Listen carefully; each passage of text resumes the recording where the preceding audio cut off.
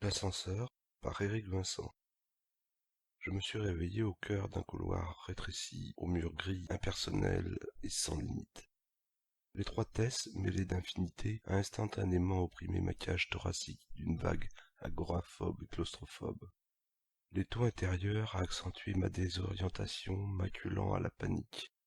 Dans un élan de survie, je me suis recroquevillé en position fétale, blotti contre une paroi. Mon esprit a disjoncté, coupant le circuit de ma folie. Mes bras ont élevé un rempart protecteur au-dessus de ma tête. Ce n'est qu'après une paire de minutes que mes doigts, pareils à des meurtrières de château fort, se sont écartés pour épier mon environnement. Mais s'en sont alors perçus une nuance dans l'uniformité blafarde me cernant. Dans une direction, la luminosité paraissait s'élever par paliers à peine perceptibles, tandis que dans l'autre, j'étais assuré de rencontrer l'obscurité. Je me suis relevé. Sans m'interroger davantage, tel un papillon de nuit attiré par le halo d'un réverbère, j'ai opté pour la candeur. Je suis parti d'un pas hésitant, étangué parfois par manque de repères, et me suis rassuré en effleurant les cloisons froides et épaisses. Petit à petit, pressé d'atteindre la sortie, j'ai accru mon allure. J'ai marché des heures à un rythme soutenu, sans jamais croiser une intersection ni découvrir le moindre orifice. Quel esprit torturé, mais implacablement mathématique, avait pu concevoir une artère aux dimensions si démoniaques?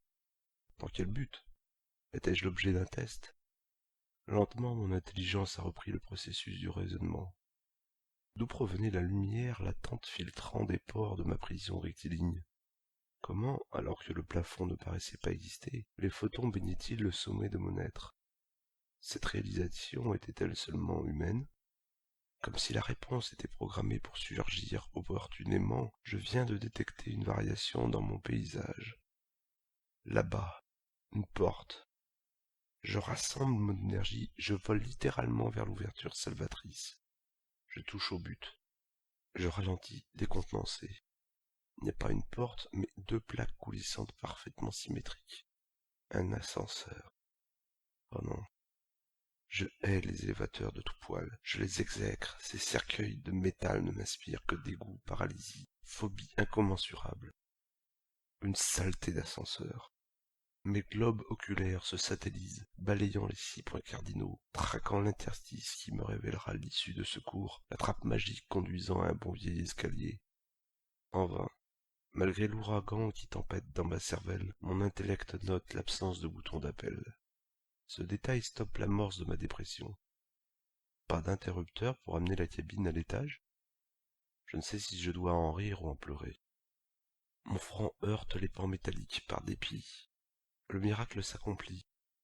Dans un silence parfait, les panneaux s'escamotent, libérant le passage.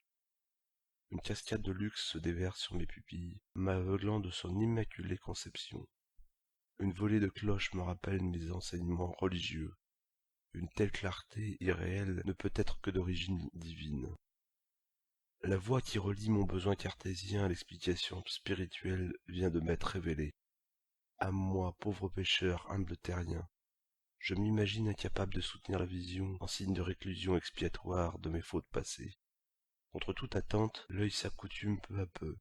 La cabine est spacieuse et elle forme un cube dépouillé de 2 mètres de côté. Malgré mon appréhension gravée dans mes gènes, son volume me rassure, m'apaise, m'attire. Je m'engage, confiant. Dans le reflet d'un miroir poli par la Providence, je découvre mon corps et mon visage stupéfaits. Ma beauté n'est pas explicable. J'ai toujours rejeté mon apparence extérieure et pourtant, cette glace me renvoie l'image d'un être irradiant de bonté. Je lâche des larmes de dévotion, d'impuissant désœuvrement face à ma véritable nature.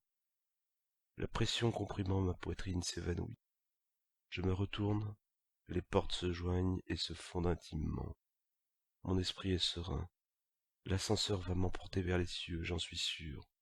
Le miroir me l'a confié, je ne m'enfoncerai pas dans les ténèbres, je n'affronterai pas Satan et sa horde de harpies sanguinaires.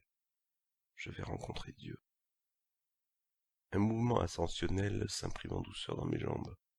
Mon transport s'envole, l'accélération est constante. Je gagne de la vitesse, la bulle lumineuse me protège des effets néfastes de la pesanteur monstrueuse pesant sur la structure. L'acier disparaît, tout n'est plus qu'illumination. Mes sensations humaines s'édulcorent au fur et à mesure que je m'éloigne du monde terrestre. Mon âme s'emplit de sentiments extrêmes, forant ma compréhension. Sérénité galvanisée, joyeuse tristesse, peur triomphante. Dieu me prépare à notre rencontre en m'inculquant sa dialectique. Ma logique se déchire, je mue d'une stoïque stupéfaction. Son souffle de mots divins apaisera ma soif de savoir. Il me jugera, me pardonnera et me guidera vers la rédemption. Guéri, je le servirai et répandrai sa parole. La cabine brise les lois de la physique. Dieu utilise la pensée pour me faire voyager. Je file droit vers les étoiles, je traverse les galaxies, les univers, les autres réalités, des mondes sous sa bienveillante coupe. Mon âme s'impatiente et se réjouit. J'ai tant d'interrogations. Pourquoi les guerres? Pourquoi la vie et la mort? Pourquoi les amours déchirés? Pourquoi l'autodestruction? Pourquoi l'abandon, le secret, l'ignorance, la foi? Tant de questions qui vont trouver des réponses. Mon cocon ralentit, freiné par une force invisible. J'ai traversé la matière pour être enseveli d'honneur en le rencontrant, enfin. Le périple s'achève, le mouvement se suspend, mon cœur bat la chamade. Les portes s'ouvrent, libérant mon espoir. Rien. Tout est noir. Obscure déception. L'ascenseur a disparu dans le néant au lieu de me révéler le paradis. Mon cœur se contracte, j'encaisse le choc. Pas un ange, pas une étincelle d'amour, pas une sensation de béate plénitude, pas le moindre espoir. Rien. Je suis foudroyé, révulsé. Rien d'autre que la négation, l'absence, l'inqualifiable. Mes questions, mes attentes. Envolées, anéanties, broyées. Pas de Dieu, pas de vie éternelle, le néant. Mes sens ne me relaient même plus la secousse tellurique qui me gifle. Plus rien n'existe. Rien n'existera plus. Mon cœur s'arrête, sa foi explose. Mon cerveau en apnée se liquéfie en jus de mensonge. Il n'y a plus rien à faire. C'est fini, nous avons tout essayé. L'heure du décès? L'homme à la blouse blanche, ensanglanté, tend les palettes électriques à l'interne. Celui-ci les repose sur le plateau de réanimation et relève sa manche gauche. Son estomac gargouille, l'après-midi est entamé. Les aiguilles flirtent avec le sommet du cadran. 13h03. Le médecin-chef des urgences débranche câbles et cathéters. Il arrache le rouleau de papier imprimé par l'encéphalogramme. Le tracé l'étonne. Il l'agite sous les yeux de l'élève. Curieux. Quoi donc, professeur? Il est arrivé jusqu'à son dernier souffle. Que songeait-il? Dieu seul le sait.